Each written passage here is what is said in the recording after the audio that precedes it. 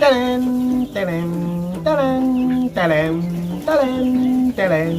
guys, I have something for you. I have something for all of you. Some food. Yeah, some food. Come on. Oh yeah. Please eat. Please eat. So guys, while some of the birds are eating the food, some other birds are choosing to eat my fingers instead. They probably think the fingers are food. It's okay. Recently, I had someone send me a message and they were telling me, I really love chickens, but I fear chickens. Yeah, so this lady fears chickens. They can't even let chickens be around them. They think the chickens are going to bite them. Guys, the chickens can't bite you. Oh, I don't know what's getting the chickens all rowdy and excited. Anyway, yeah, the chickens can even feed off your arm with their beaks, and it's not harmful. Oh yes, well, I think we shall save the feeding for later. Or I'll just put the food down here. Okay guys, feed right there. So guys, today is a complex day on the farm. I have both good news and bad news, and I don't know, should I start with the good news or the bad news? You guys, I hope you never... Oh, you're pouring my food. You're pouring the food. Okay, it's not my food, it's your food. But I have both good news and bad news for things going on the farm. But I think it's better we start with the bad news because... Oh, we start with the good news. I don't know. Well, let's start with the good news. So that I don't start with a somber mood all throughout. By the way, I'm Dr. Daniel, just in case you've never seen me. Very passionate about poultry farming, as you can see. You know, the birds all around me, feeding right from my arms. Look at this one. It's decided to just go on my arm. Interesting. So if this is your first time on the channel, please don't forget to hit the subscribe button, smash the notification bell. That way you never miss out on an upload. So the good news is this. If you guys do remember, my very last video was an upload of infectious coryza, an outbreak on the farm. The birds had started getting sick. I just woke up some morning and we noticed a bird. The person who helps me work in the chicken house noticed that one of the birds was sick. And yeah, what did we have to do? Isolate the birds. You guys can watch that video. I'll just leave it in a link right here, the previous video. So the good news right now is that the birds have recovered. As you can see, the birds are feeding, yeah? So all the birds that were sick were isolated. We isolated them, got them out of the chicken house. So currently they are not here. We put them in the lower section of the chicken house, right below this chicken house. If you don't know, this chicken house is actually 2 floors, yeah? So we put them in the lower section of the chicken house, and that's where they are at the moment. They're still doing their recovery. I'll actually move down there and just show you guys what's happening right there. So here we have the birds that have been isolated, and as you can see, the lighting is not the very best, but yeah, the space is big enough. In here we have around 20 birds, 19 or 20 birds that have been isolated, and they're getting their food in here. You can see they're all on the drinker. I found the drinker empty, so I just placed their water. I guess they have all been very thirsty, so they're trying to drink some water. And then over there in the corner, we have a bird that's really isolated. I believe it's the one that's not feeling well at all. But most of them have made a speedy recovery. And right now they are doing better, yeah? They're doing better, and we are hoping for the very best.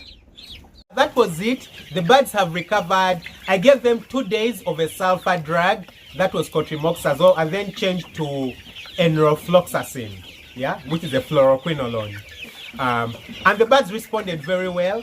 Then we also were using a powder, tetracycline, oxytetracycline. Some people, from my previous video, I noticed that some people use eye drops. When I went to the vet, they didn't give me eye drops. They gave me a powder.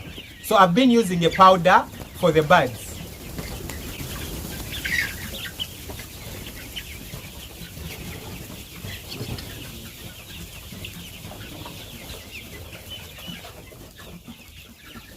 And the powder has been working very well. Some of the eyes are not as swollen as they were in the past. They are generally getting better, and I'm super excited. And then we shall go on to the bad news, guys. This is the bad news. It's really, really terrible news. And I know I brought it here because I've kind of run out of ideas, yeah? So if you guys do remember, the reason I constructed these, I hope you guys can see them, these pieces of wood here are for the birds to sleep on. In my previous lot of birds, I noticed that the birds would pile, you know? The birds would pile on themselves, and when they do pile on themselves, you know, in the night, some of the birds would suffocate and they would die. So I noticed that, you know, birds generally love to sleep up. I don't know if you guys can notice right here, but the birds are already up. So what happens is that in the night, they will all just go onto these wooden pieces and sleep there. They are roosting patches, and they're a very good idea. So I put these out here, and as you can see, the birds can climb on them, but for some reason, they are choosing not to use them. So what's happened, guys, is that I've stopped the lighting. I've stopped using light inside the chicken house. It's 6 weeks now, and I'll talk about the lighting program in another video, because I do believe that needs a separate video, because for some people it appears like it's something complex, but guys, it's not complex at all. It's something really, really simple. But I stopped using the lighting. So what's happening is that because the light in the chicken house is off, what would happen is that before, the birds would congregate around the place where the light is the most, yeah? So under the bulb is where the birds would congregate the most, because that's why they would prefer to sleep. So now, since I stopped using the light inside the chicken house, what happens is that on one side of this structure, in fact on both sides, we have a bulb. The bulb we place outside. And for some reason, the birds are attracted towards the light. So what's happening is that yesterday, when we switched off the light, the birds congregated towards the area where the light seems to be. You know, the light is outside, so really there's no light inside.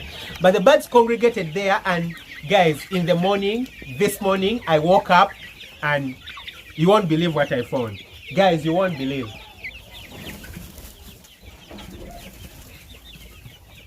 10 dead birds. Guys, 10. You won't believe me. 10. This died in the night. It's morning, and these are 10 dead birds, like birds that had actually grown. Birds that had actually grown, and you know, they had said putting on weight. The birds are growing really well. I'm going to make a video for you guys about the weighing, because I weigh these birds and their progress is very, very good. I can tell that the progress is very, very good. So the birds are growing well, but it really saddens me to wake up and find birds dying because of suffocation, yeah?